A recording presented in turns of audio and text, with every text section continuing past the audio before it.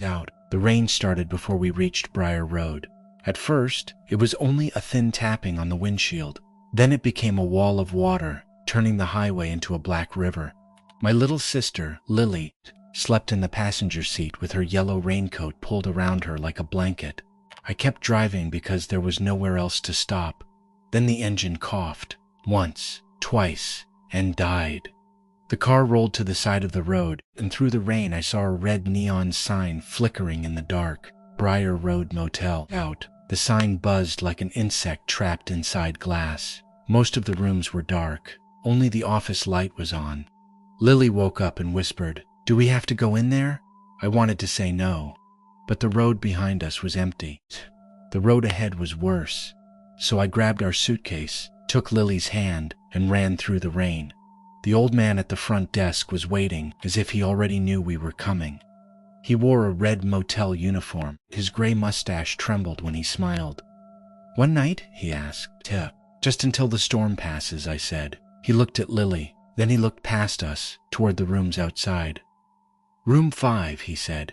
He placed a key on the counter. The tag was cold and wet, though it had been inside his hand. Out. As we left the office, Lily stopped. She was staring at the room beside ours.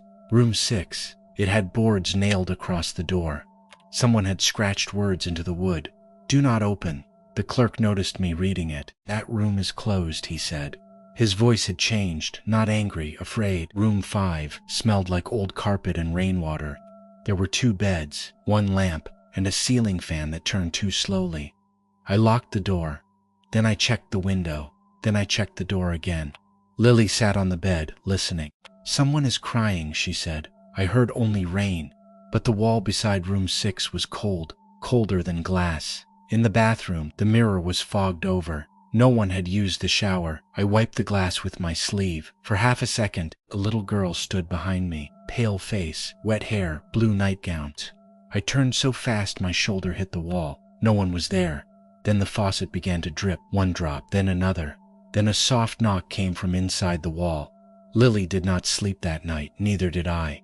At dawn, the rain had stopped, but the motel looked even worse in the gray light. The parking lot was empty, no other cars, no voices, no footsteps. In the office, the clerk was gone. On the desk sat an old guest register. I opened it. The same room number appeared again and again. Room 6, different names, different years, all crossed out. Behind me someone said, "You should not look through things that are not yours." I turned. The motel manager stood in the doorway. Dark suit, perfect hair, perfect smile, too perfect. "Room 6 is under repair," he said. "For how long?" His smile widened. "Long enough." Lily tugged my sleeve and pointed at a framed photograph on the wall. It showed the motel many years ago, cleaner and brighter.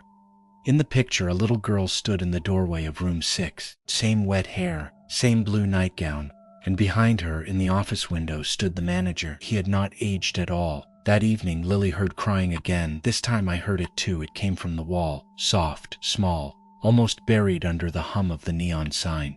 Then scratches appeared in the wallpaper, not from our side, from inside. Lily looked through the peephole. She froze. "There is an eye," she whispered. I pulled her back. The room went silent. Then the bathroom mirror filled with steam. Words appeared slowly across the glass. He locked me in. The mirror changed. For one awful moment, I saw room 6 burning. Smoke rolled along the ceiling. A child screamed behind a locked door.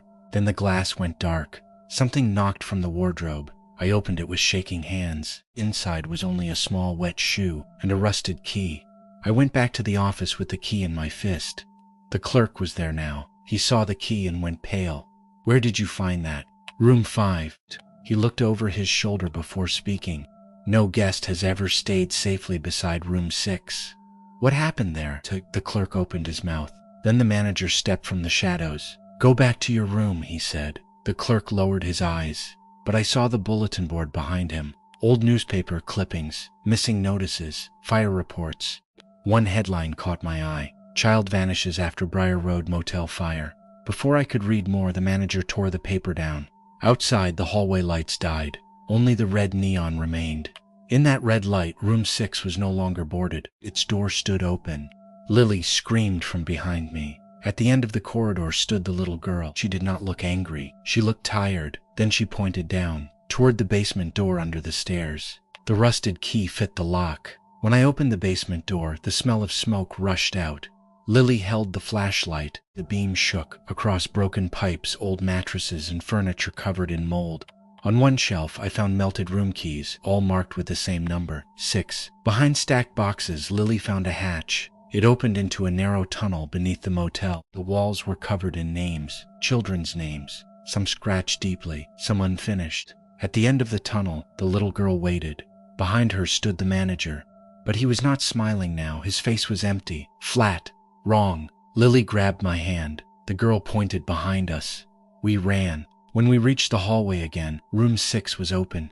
Inside, the walls were black with soot. The bed was burned. A stuffed bear sat in the ashes with one missing eye. The mirror in the room showed something different. It showed the room before the fire. A little girl crying on the bed. A woman begging at the doorway. The manager standing outside with a key in his hand. Then the mirror showed the truth. He had locked the door, not to save anyone, to keep the girl from telling what she had seen. Smoke began to fill the room, but only in the mirror. The ghost girl pressed one hand against the glass and mouthed 2 words, "Help me." The hallway exploded with light. Bulbs shattered one by one. The manager stood between us and the exit. His smile had returned, but it did not belong on his face. The clerk appeared behind him, holding a ring of keys. For the first time, he shouted, "Downstairs, now!" Lily threw the flashlight at the office window. Glass burst. The manager turned. We ran for the basement. The tunnel shook around us. Water sprayed from broken pipes. Smoke poured down the stairs. The ghost girl appeared ahead, pointing at a rusted exit grate. I pushed Lily through first. Then I looked back. The manager was crawling through the tunnel behind me. Not walking, crawling. His joints bent the wrong way. The ghost girl stood between us. For the first time she smiled. Not at me, at him. Fire flashed behind her, bright and silent. I slammed the grate shut and rolled into the mud beside the parking lot. Morning had come. The motel looked peaceful, too peaceful. The clerk watched us from the office window.